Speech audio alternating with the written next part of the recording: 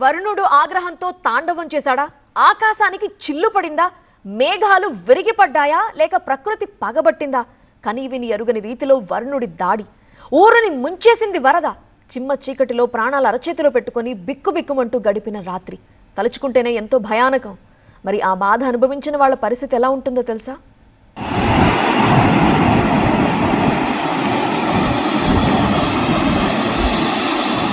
మెదక్ జిల్లాలో 2 రోజుల్లో పడిన వర్షపాతం ఎంతో తెలుసా? అక్షరాల 30 సెంటీమీటర్లు. ఇది క్లౌడ్ బరస్ట్ కాదు, అంతకు మించిన ప్రకృతి విలయం. 2 రోజుల పాటు దంచుకొట్టిన వర్షాలతో ఉమ్మడి మెదక్ జిల్లా అతలాకుతలమైంది. మెదక్ జిల్లాలోని పలు ప్రాంతాలను అతి భారీ వర్షాలు కుమ్మేశాయి.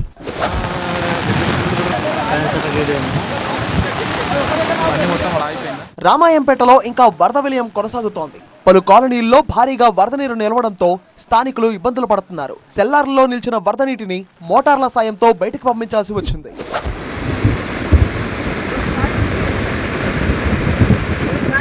కోనాపూర్ దగ్గర చెరువుకు గండిపడింది.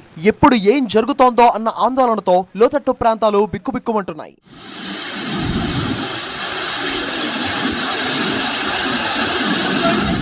ఈదురుగాలులు, భారీ వర్షాలకు విద్యుత్ తీగలు తెగపట్టడం సాధారణం. అయితే విద్యుత్ స్తంభాలు ఒరిగిపోవడం లాంటి ఘటనలు కూడా నిత్యం చూస్తూనే ఉంటాం. కానీ ఇక్కడ ఏకంగా సబ్స్టేషన్ నీట మునిగింది. పసుపులేటి వాగు ఉధృతికి పిల్లికోట విద్యుత్ సబ్స్టేషన్ పూర్తిగా నీట మునిగింది.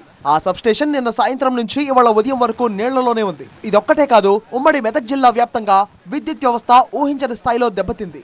ఎన్నో గ్రామాలు రాత్రంతా గాఢాంధకారంలో ఉండిపోయాయి.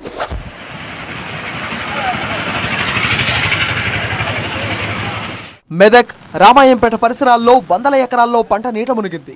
వరి, మొక్కజొన్న, పత్తి పంటలకు తీవ్ర నష్టం జరిగింది. సిద్దిపేటలో వరద ఎంత భయానకంగా ఉందో ఒక్కసారి చూడండి.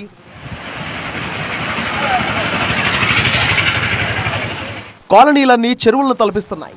పాత బస్టాండ్, కొత్త బస్టాండ్ ప్రాంతాల్లో వరద విలయతాండవం చేస్తోంది. పలు కాలనీలు నీట మునగడంతో ప్రజలు అవస్థలు పడుతున్నారు. రోడ్లపై వరద నీరు నిలవడంతో వాహనదారులు తీవ్ర ఇబ్బందులు పడుతున్నారు.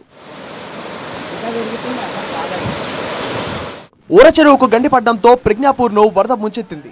ప్రజ్ఞాపూర్లో రోడ్లు కాలువలను తలపిస్తున్నాయి.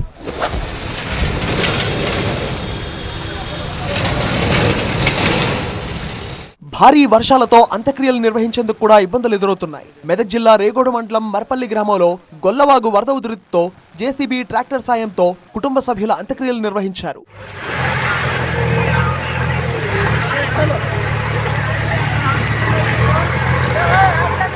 మెదక్ జిల్లా ముంపు ప్రాంతాల్లో మాజీ మంత్రి హరీష్ రావు పర్యటించారు. బూరుగుపల్లి దగ్గర ధ్వంసమైన రోడ్డును పరిశీలించారు ఆయన. ప్రభుత్వం సరైన జాగ్రత్తలు తీసుకుని ఉంటే ప్రాణ ఆస్తి నష్టం తగ్గేదన్నారు. ప్రభుత్వ వైఫల్యం. 3-4 గంటలు కరెంటు పోలు పట్టుకొని వాళ్ళు ఎదురు చూశారు, కానీ ప్రభుత్వం పంపలేకపోయింది. కనీసం గ్రామస్తులు ధైర్యం చేసి ఈ 10 మంది ప్రజల ప్రాణాలని బ్రిడ్జి మీద ఉన్న వాళ్ళని కాపాడినరు. సో ఇప్పటికైనా ప్రభుత్వం, ముఖ్యమంత్రి మేల్కొనాలి.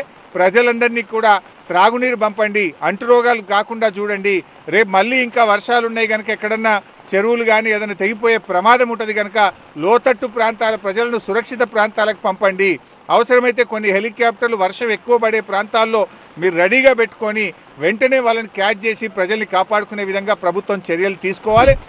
వర్షాలు, వరదల కారణంగా నష్టపోయిన రైతులు, ప్రజలను అన్ని విధాలా ఆదుకుంటామన్నారు మంత్రి గడ్డం వివేక్. మళ్లీ భారీ వర్షాలు పడే అవకాశం ఉండడంతో ముంపు బాధితులు అల్లాడిపోతున్నారు. సహాయక చర్యలను వేగంగా చేపట్టాలని వేడుకుంటున్నారు.